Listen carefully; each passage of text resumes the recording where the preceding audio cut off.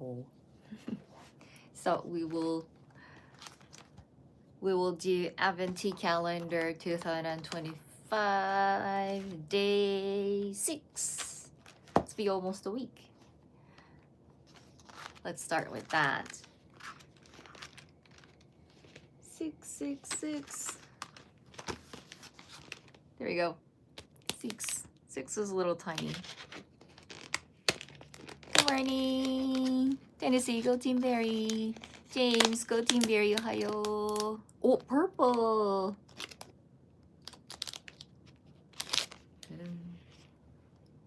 Prince of Walls. I have no idea. Hi. Elegant and velvety. Brew for 2 minutes. I have no idea. Prince of Walls. Do you guys know what this is? Maybe there's a description here.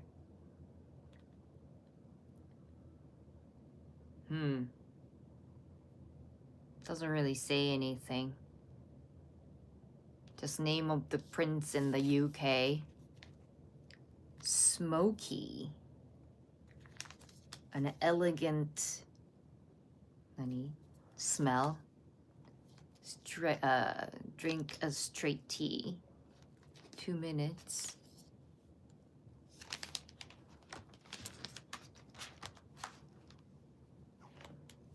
Oh, happy birthday.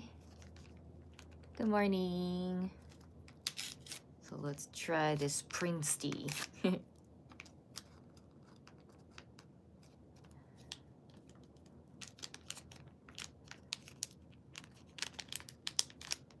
I had to go to a clinic yesterday.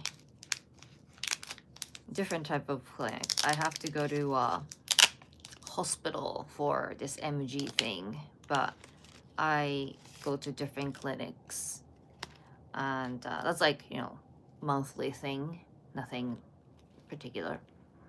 Oh, smells good, but because I had to go out, I mean, I took a taxi, but I had to go out, and like today, it's really hard to see. My eyes just kind of not so great condition.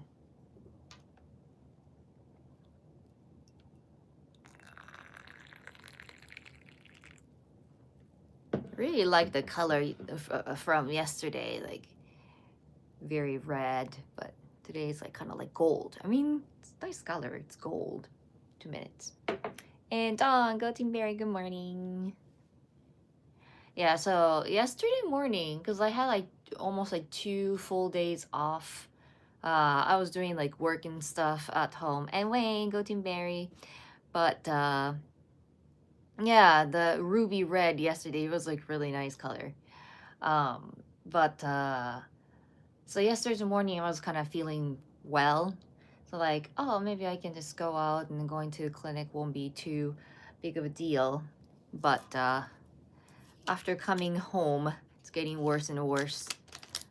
So if you, that's kind of like how this disease work, and it's very hard to understand, because like you lose muscle strength, which means instantly people would think that, oh, then you should work out, or you should do exercise daily. But that would only worsen the condition, because the more muscle that you use, the weaker the muscle gets, and you exhaust yourself. And so basically you need to kind of like save energy. So even if you feel like, oh, maybe I can walk this distance, but probably you should walk just half of it and see how you feel. And once, like, even because there's no cure for this disease, right? So yeah, MG does not allow the muscle to work properly. So like once or twice, like, you know, just, you know, like the constant movement worsen the like control of the muscle as well.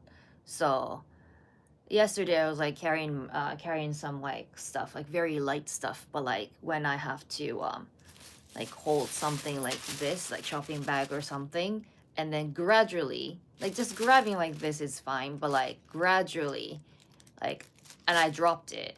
So I dropped so many things. So like I tried to use some like light, like plastic mugs and stuff. So even if I drop, I won't break them.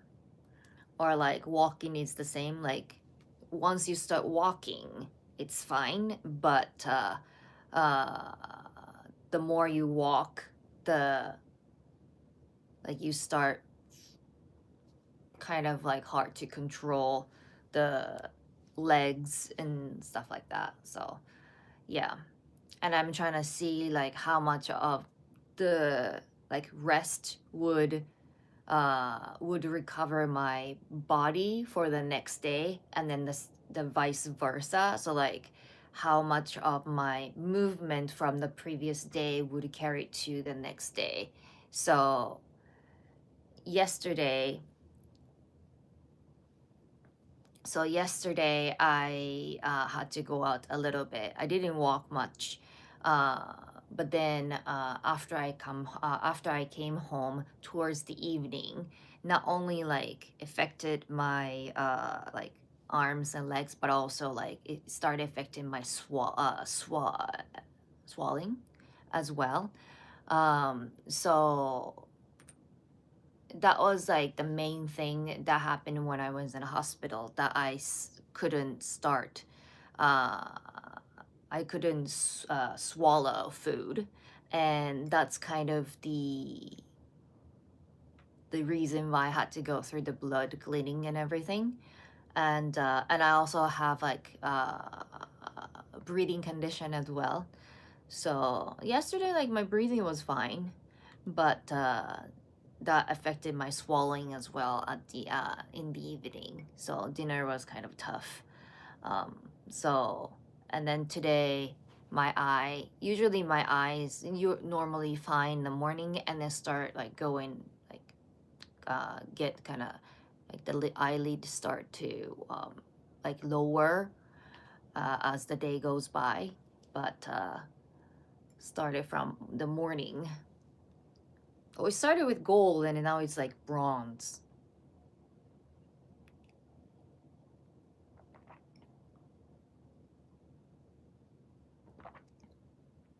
Oh, I like this.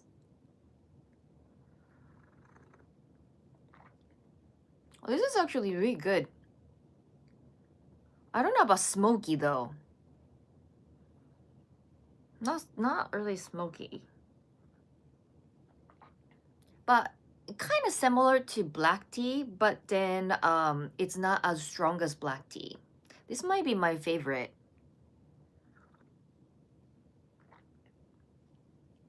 I think this is kind of a black tea. But like the black tea that I had a few days ago, like afternoon tea or whatever it's called, that was like very strong black tea. I liked it, but this is actually more like light. I like it. Nice. Anyway, so let's move on to today's topic. I think everybody's kind of curious about um, apartment hunting. So I'm expecting a new teacher to arrive pretty soon.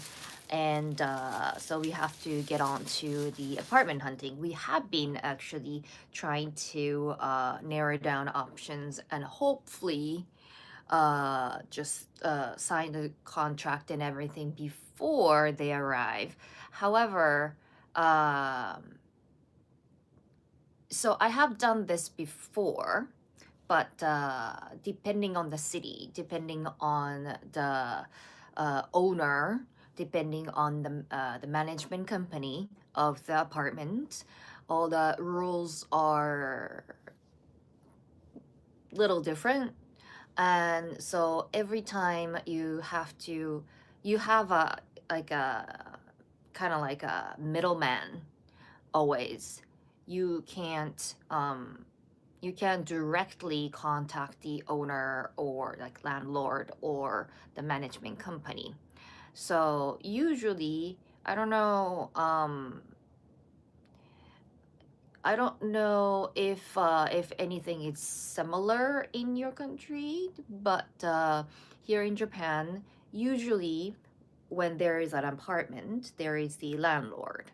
And landlord can be a person or a company.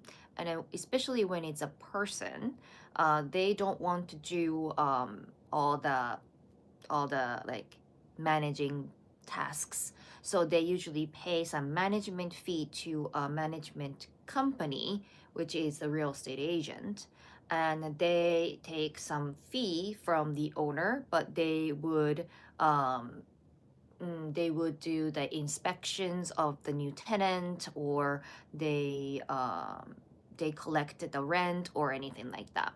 And so when a new person wants to, when there's like a vacant apartment and a new person wants to move in, or they want to like take a look inside or something like that, they don't contact the management company, but they contact a different like agent and like real estate agent, and that can be your middleman, because management company is kind of like, if you think of like a lawyer situation, when you have a dispute with some other person, and that you have your own lawyer and then they have their own lawyer, and the reason is because the your lawyer is on your side, so they try to do something good for you, so that's your middleman. And then the management company will be on the owner's side, so they try to do something nice for the owner. And instead of you and owner talk directly about like rent or some other conditions, you talk to your real estate agent, and then so they can contact the management company, and then they can talk on your behalf, so that you don't have to um, be kind of like, you don't have to, I don't know, fight, unnecessary fight.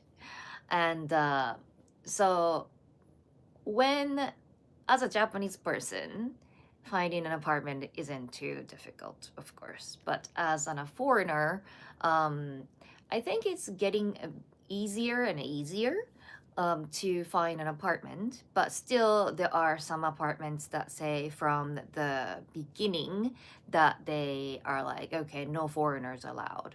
But lately, instead of saying no foreigners allowed, the the most one common reason why foreigners are not allowed in certain apartments are because they can't speak Japanese. So they don't care where you are from, but as long as you have the valid visa and resident card and everything like that, and if you can like present that, um, then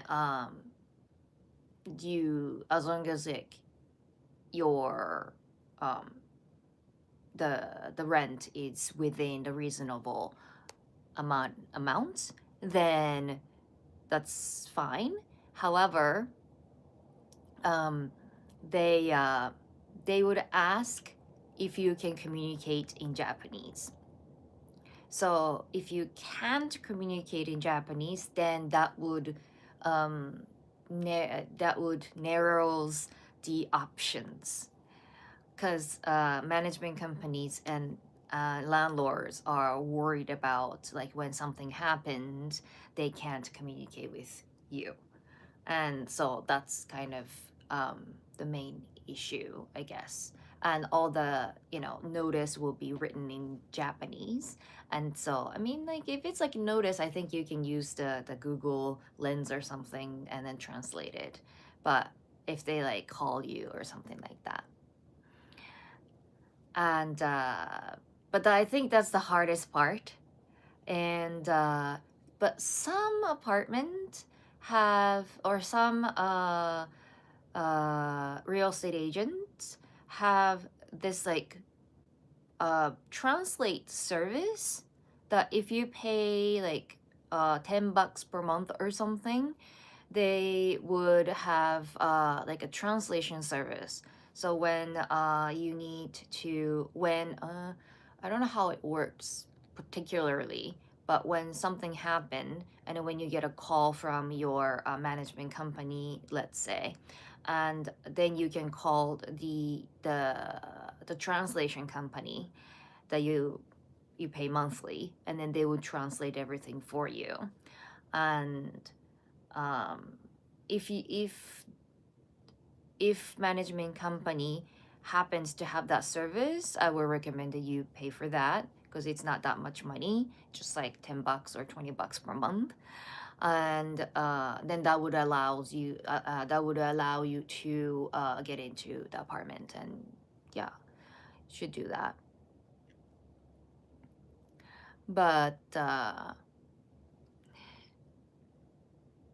I guess if you have like JLPT like N3 level, like you have no problem. Like N4, maybe okay.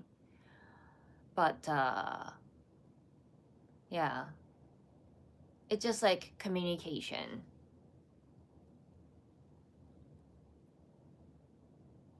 Yeah, if you have like a communication skill in Japanese, you should be fine. Others, they will take a look at your financial status, of course. If you're like students, you can't really work. You can like only get a part-time job. So they will look into your saving, and mm, and then like when you apply, you have to write down your annual income, of course, and you have to pay for the um, like a insurance, like guarantor company. Before, guarantor company wasn't that popular, and you have to provide a actual guarantor, like your parents or your friend or whoever. But um, but even for Japanese, this is not just a foreigner. Nowadays, it's very common to just use the guarantor company. And tea break.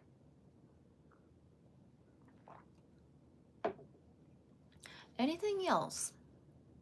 Yeah, I think like language barrier is the main issue. But if you go to certain yeah, um I guess like depending on everything is depending on the owner and the management company, but also depending on the area. Suddenly there is some area, little furnace, go to Mary. Um, there is certain area in Japan, even in Tokyo, um, where you think people are used to seeing foreigners, and you know, supposed to be the easiest place to get an apartment and live. But I know I'll go like maybe up to like 30 minutes today. Um, Thank you for the reminder. This for those who just joined, I just do 15-minute live stream. Otherwise, if I don't set myself a limit, I will just do yeah, thank you. I will do like I will do forever. I talk forever. So um but certain area, they will judge you from your name, and they really shouldn't. But I've heard people who are like half, so like half Japanese and half something else. So they have they are Japanese. They were born in Japan and grew up in Japan. They speak Japanese, and they have Japanese citizenship and everything like that. Um, However, let's say their dad is from other country and their last name is like Smith or something, right? And even if like their first name is like Hanako or Taro or something like that, like very Japanese, if they look at the katakana, like English or like non-Japanese last name, and they would reject on that paper, and it's like, oh, you're a foreigner, and done. And you don't even like, they don't even try to look into who you are. And that sadly actually happened. So sometimes like, even if you were not non-Japanese, but if you get married with non-Japanese person, and you might want to think if you want to change your last name. So like, my last name is Yamamoto, right? So like, if I get married to like non-Japanese person, and I have to consider like, oh, do I want to change my last name to non-Japanese name or not? I keep my Japanese last name. Yeah. So that's actually really tough, I guess, being judged by just the name. So I guess that's the yeah, that's very difficult thing to. Anything else? I guess cheaper apartments are much easier to get, and then the more expensive ones are harder to get. That's not just for foreigners, I guess, just for everyone, because um, if the tenants are not so great people and then they stop paying, it's once they move in, by the law, it's very hard for the landlord to kick them out just because they haven't paid the rent for a couple months, or um, maybe up to a year almost, or they are bad tenants. They can't just kick them out for some reason. The law is basically made to protect the what they think is the weaker people. And so if it's a work situation, they try to protect the worker, not the company. And if it's an apartment situation, they want to protect the tenants over the landlord or management company, which makes sense in the normal condition, because yes, those people are in the weaker position. However, that's not always the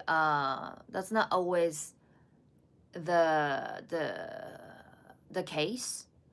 Sometimes they take advantage over the system. And so uh there was a the famous TikToker, I think, like Japanese TikToker.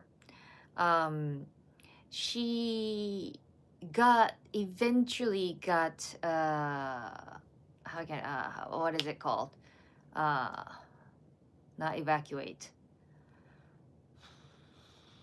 what's the word, banned from the apartment. What's the word? Can't think of the word. Evicted. Yes, evicted. Thank you. Finally, she got evicted, but thank you. Um, However, that took a very long time. And what she did is that she lived in this particular apartment, and she would live stream almost every day for a really, really long time. And she lives in a really trashed house, and so like curtains are torn and like had stain and garbage everywhere, and then you can literally see all the like cockroaches and flies. uh no, Japanese person, Japanese girl. And she's like, she doesn't take a shower at all, so she's like all like kind of like dirty, right? And and then she just makes some like like cooking video, and she doesn't even have like kitchen, right? And she just like pull some like plates and like put some like use like a hot like the pan, and then like trying to cook while there's like so many flies, and then like eat and stuff like that. And then that's how she became popular. And yeah. But like I guess until social media got very like how can I say, like normal thing, and then people start making money off of those, people try to like hide, like those people who can't manage their lives, they just trying to hide, right? But like I don't know if she actually have like a mental health problem, but or maybe she's just acting like it so that she can get money from social media. Because like I feel like she's the latter. She knows what she's doing, and just because she can tolerate all the garbage and the bugs and stuff, she just saw the money. And yeah, but then that means she's affecting all the people who are living in that same apartment, right? And so and then the reason why live streams are sometimes not allowed in like certain places is because I don't know if this happens in other countries, but like in Japan, depending on the channel, like no one does it in my channel, so thank you. But the people who are trying to make trouble and then trying to make money off of trouble, um, the viewers are trying to cause trouble for the live streamer as well because it's fun for them. And so it's a live stream, and the people actually know where she lives, and so they call the like fire department or the police or the ambulance or something like that to make it funny. That's a big no-no. And so she was making like lots of trouble in that way, and including the viewer. And uh and then but then the owner couldn't evict her because I think she was paying the rent. So as long as she was paying the rent, the owner cannot do anything. They couldn't touch her, right? And so they were giving her notice that like they are the fact that like they are getting the complaints from like neighbors, and then the because of the smell and the bugs and everything like that, they couldn't rent the rooms next to hers. That means she's not only affecting her own room, but also she's affecting at least two rooms, like including hers as three rooms. And so the you know landlord is getting the hit, right? But I think they took it to the court, I think. But it took a long, long, long time to kick her up. Not kick her up, kick her out. So yeah, yes. So that's it is messed up. So that's why now people are saying that they need to change the law, um because they need to have some like clause in the law that you know to protect the landlord as well, because there are some crazy people like her, but she's Japanese. But anyway, so yeah, that's the apartment story. So yeah, it's not impossible to get an apartment in Japan. However, it's very limited and very difficult to get one from overseas. So I would recommend if you are thinking of like, I think if you are signing up for like language school or something, they usually have, thank you, 30 minutes. Yeah, I'm trying to wrap up. They are trying to, they have the, like, how can I say? They have like some like share, shared house or something, near the language school, or they have like dorm and stuff like that, so you probably shouldn't have any problem finding a place to live. However, if you're coming here for like working holiday, or I don't know, like you're trying to work here and it's very difficult to find a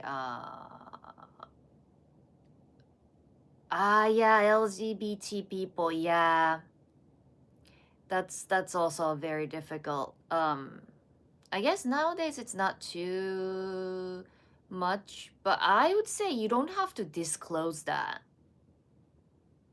So like, let's say like you put down like obviously male name, and then when you come in for the look around inside a house, and then if you have like, if you're wearing dress or something, and then that obviously, like, if the landlord is like grandpa grandma, and that happens a lot, and then they're like, they can't accept it.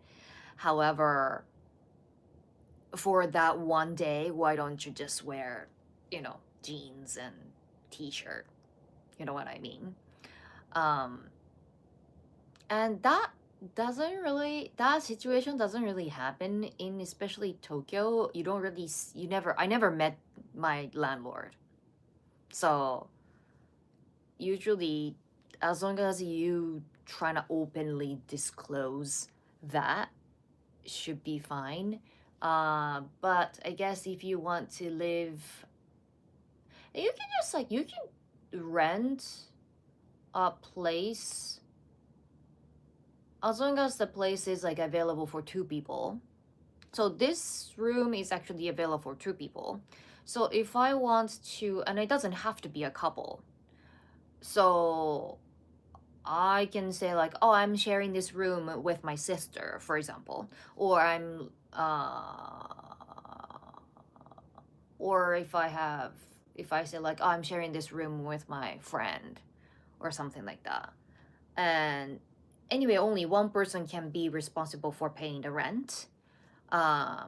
You can't split the rent in on the official documents anyway. You can like divide it in any way you want between you and your friend, or you and your boyfriend or girlfriend. However, that's none of landlord's business, right? So as long as like rent is paid, they're fine. So I think as long as you try to disclose that, then you should be fine. But anyway, so yeah, yeah, that sums it up, I guess. So it's a little hard, but aw, thank you, Wayne, so much for the super chat. Thanks, Jerry. Ah, thank you. So yeah, that's about it. That's like very up to date Tokyo version. Because in for some reason in Ehime, it was much easier to find an apartment for a foreigner. So